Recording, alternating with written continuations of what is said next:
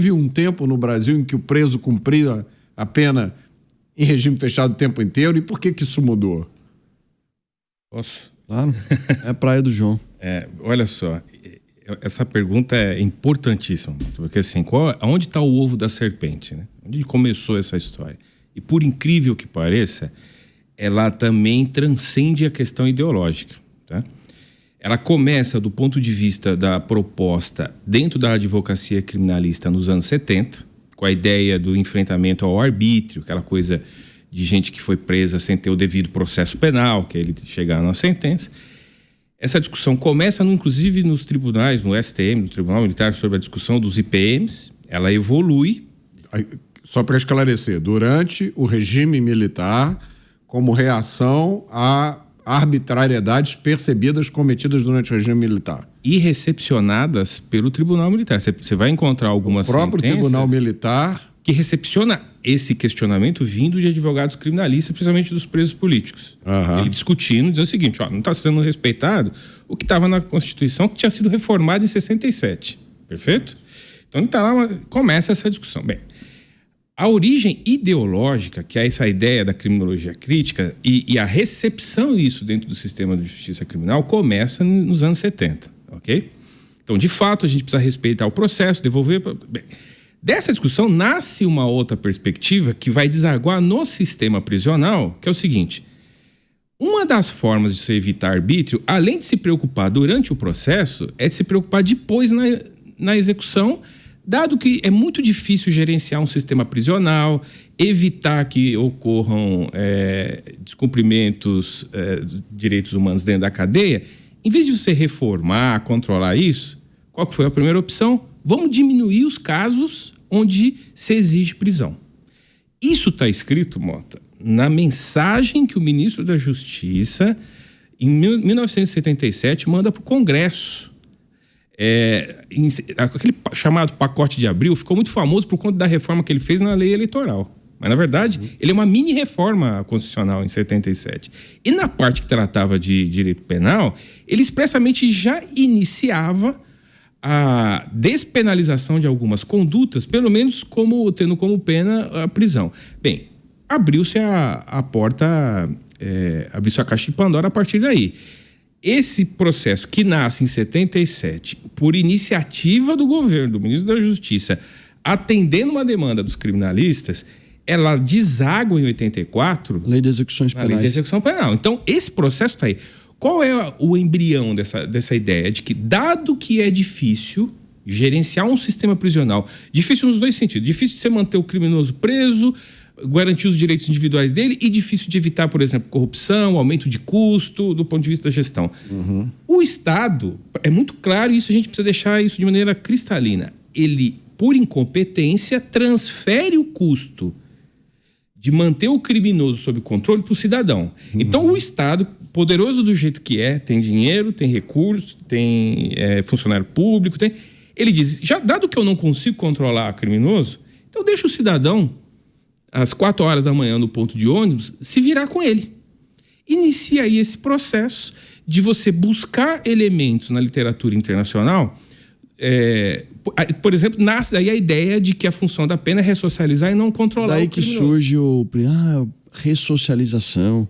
É na Lei de Execuções Penais que está inserido o contexto da saída temporária de preso. Como objetivo de ressocialização. E que a gente ouviu isso agora numa declaração do ministro, dizendo que do ministro ou do CNJ, dizendo que se você acabar com a saidinha, aumenta o custo do sistema penitenciário em 6 bilhões. Aí eu fui ver de onde é que vem esses 6 bilhões. Conversa. É do tempo que os presos ficam presos. E eu desafio qualquer gestor, economista, sentar e a gente vai fazer os dados. Mas deixa eu só entender mesmo o que você custasse, está falando. Isso aí não é verdade. E mesmo que custasse, vale a pena, porque só no período de saída, a quantidade de crimes que acontecem, de vidas de pessoas inocentes, de vítimas que são mortas por esse criminoso, se custasse 100 bilhões já valeria a pena. E o Thomas Sowell, ele explica que um criminoso solto custa 20 vezes mais caro do que o criminoso preso. Só que é um custo que não está na planilha de ninguém. Deixa eu só concluir um elemento para deixar,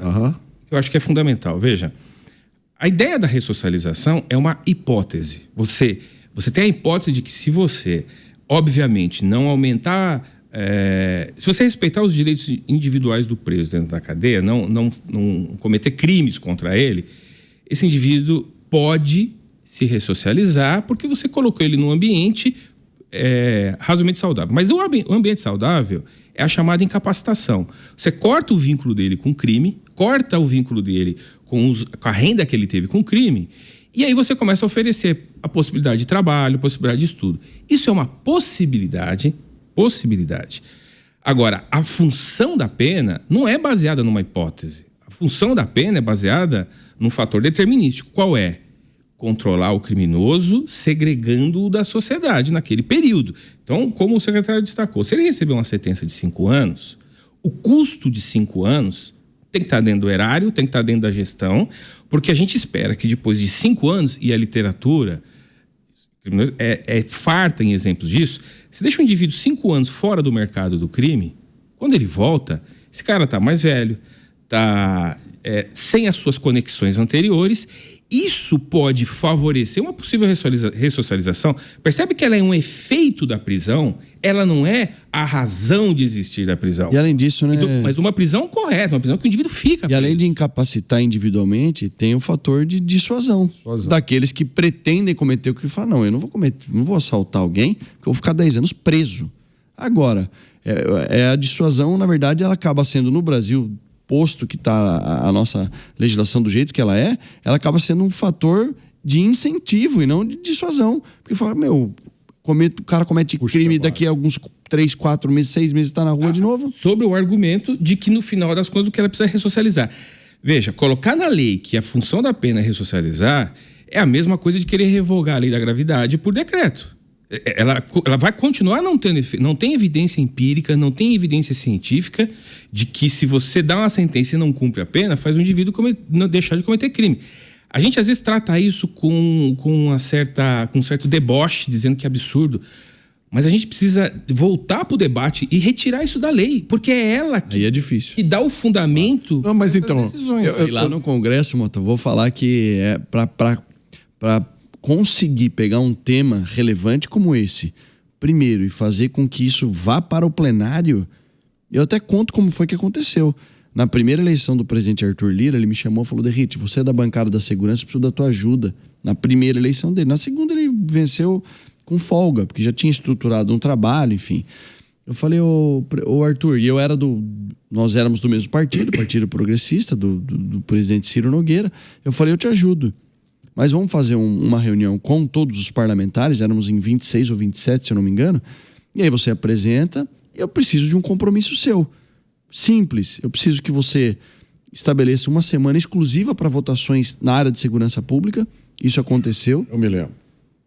A gente conseguiu, além de aprovar a saída temporária, a tipificação penal do crime de novo cangaço e domínio de cidades. Foi o deputado Sanders do Rio Grande do Sul, inclusive, que foi o relator. Eu falei, eu preciso do seu compromisso em pautar o fim da saída temporária de preso. Eu lembro dele falar assim, pô, Deite, mas isso é polêmico. Eu falei, Arthur, não é. Não é. Isso é uma demanda da sociedade, ninguém aguenta mais. Tinham 76 projetos que falavam sobre saída temporária, fim, extinção completa, parcial. Tinha um projeto meu, só que eu não poderia ser relator tendo um projeto. Eu arquivei o meu, juntei 76 projetos e apresentei um novo substitutivo. Nesse novo substitutivo, a gente extinguiu completamente as saídas temporárias e a legislação previa 5 durante o ano, 7 dias em cada uma dessas 5 oportunidades que o criminoso do regime semiaberto ficava liberado e não precisava voltar ao sistema prisional. A gente extinguiu a saída temporária, 3 pontos importantes.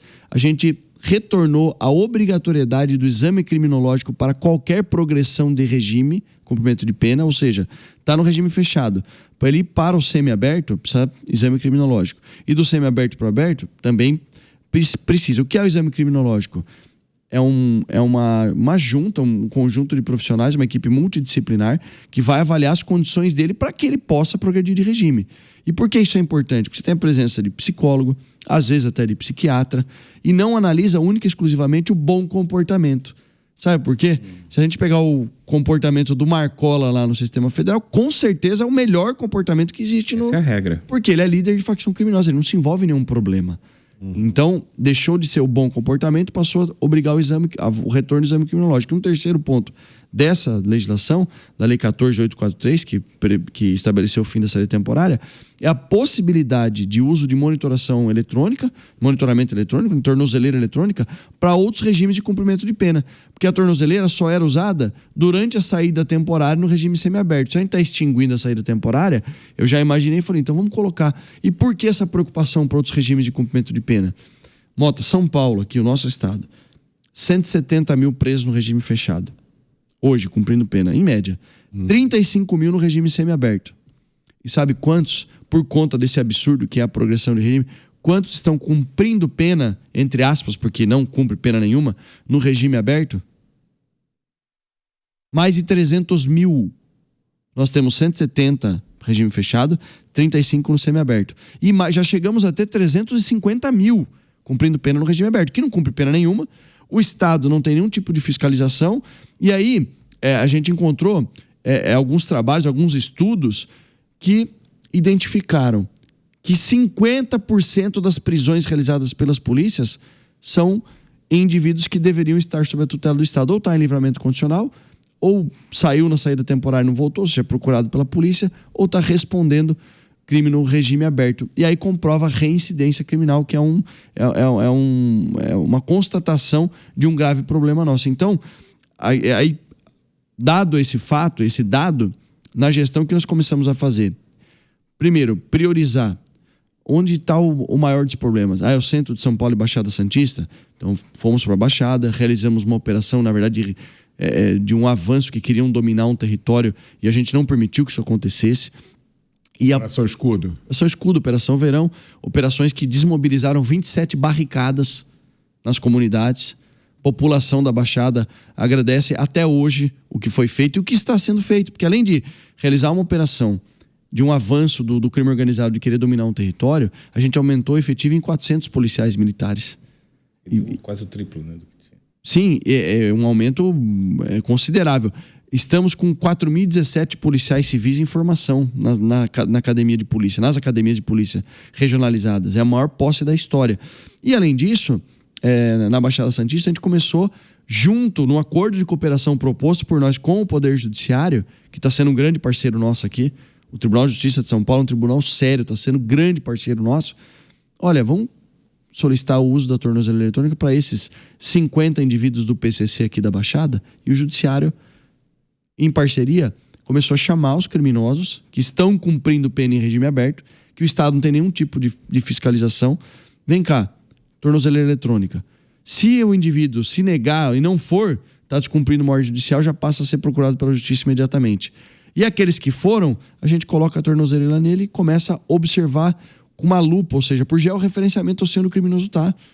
Essas são as estratégias de governança que o João falou no começo, de gestão, que estão dando resultado. E aí começa a ter uma redução de incidência criminal. O criminoso que está no regime aberto já pensa 2 vezes antes de cometer um delito. Enfim, por falha da legislação. Mas a gente conseguiu pautar isso no debate porque encaixou ali uma estratégia... esse é o momento. Agora o candidato à presidência da Câmara vai precisar da gente. Então aqui está a oportunidade. Parar de ficar com like em rede social. E aqui não é uma... É uma crítica. Mas não é uma crítica, é uma constatação. Tem que ter diálogo lá dentro do Congresso. Não adianta só buscar transparência e uma adesão ao eleitorado por conta de discurso. A gente precisa de resultado. Aliás, esse diálogo permitiu a votação que o senhor conseguiu, né? E a gente conseguiu aprovar o projeto na Câmara, dia 3 de agosto de 2022, com 311 votos favoráveis. Daria para aprovar, alterar a Constituição, que necessita de 308 votos. Esse projeto foi para o Senado. No Senado adormeceu. Por quê? O regimento é ruim, no meu ponto de vista. Se uma das casas aprovou, a outra tinha que automaticamente... tinha que entrar no plenário já para decidir. Não é assim. E ficou adormecido. Infelizmente, tivemos o lamentável caso do sargento Roger Dias, que inclusive essa lei 14.843 leva o nome desse herói da Polícia Militar de Minas Gerais e um herói do Brasil. Ele faleceu porque um criminoso que estava gozando do benefício da saída temporária efetuou 3 disparos, ferindo fatalmente o sargento Roger Dias. E o senador Rodrigo Pacheco, que é de Minas Gerais, foi extremamente pressionado para pautar o projeto. Em fevereiro desse ano, de 24, porque 23 inteiro ficou parado, o projeto foi pautado dia 20 de fevereiro, aprovado com uma pequena alteração. A alteração que prevê... Sérgio Moro. Da emenda do senador Sérgio Moro, prevendo a possibilidade do estudo profissionalizante, estudo de nível superior para criminosos que estão no regime semiaberto, para que eles possam sair. Não é a saída temporária que eles saem 2 e 7 dias, é a saída para o estudo. Eu até concordei. Se a gente busca, de fato, uma ressocialização, não é o motivo principal, mas eu acredito que... Mas isso não vai criar agora um enorme... como é que eu vou dizer assim? Agora, de repente, os... Descobriram que precisam Um estudar monte de preso vai descobrir o interesse pelo estudo. Sabe por quê? Não, mas aí sabe por que não, Mota? Porque ele é restrito, essa saída para estudo. O que significa isso, restrito a saída para estudo? Não, é restrito. Ele só pode sair, estudar e voltar. E aí isso só é restrito aos criminosos que não cometeram crimes hediondos ou crimes praticados com violência e grave ameaça. Aí essas restrições continuam. Já está. Por isso que eu concordei. Falei, então é para um criminoso que não é um criminoso que comete crime grave, crime hediondo. Então, ok. Se não tem grave ameaça, não inclui assaltante. Não, o assalto, por exemplo, não tem direito a isso. Então isso elimina... Elimina uma boa parte, uma boa parcela. E aí voltou para a Câmara. Quando voltou para a Câmara, eu falei para o governador Tarcísio, eu falei, governador, eu preciso voltar para a Câmara. Porque eu estou licenciado do mandato. Aliás, graças a boa parte da minha votação na reeleição, foi por conta de ter aprovado o fim da saída temporária. Eu saí de 120 mil votos, que foi uma boa votação, para 240 mil. Dobrei a votação. Fui o 11º mais votado de São Paulo e o 22º do Brasil em número absoluto. Falei, governador, eu preciso voltar para a Câmara para relatar novamente, porque voltou, teve uma alteração. Ele falou, você acha que precisa? Falei, e ele apoiou. Falei, então volta. Voltei, para não cair na mão de uma outra pessoa que... Claro. Conseguimos aprovar. Quando a gente achou que estava resolvido o problema, vai para a presidência da República, para sanção ou veto. Aí, o que o presidente fez? Vetou a parte principal do projeto, que eram as permissões das 5 saídas durante o ano, né? Por ano. Aí, graças também a um trabalho de articulação e uma constatação de que o próprio Congresso está pressionado pela população, porque o espaço do debate ganhou prioridade da segurança pública. O Congresso derrubou, a Câmara e o Senado derrubaram o veto do presidente da República, impondo aí uma derrota ao governo federal e uma vitória para a população.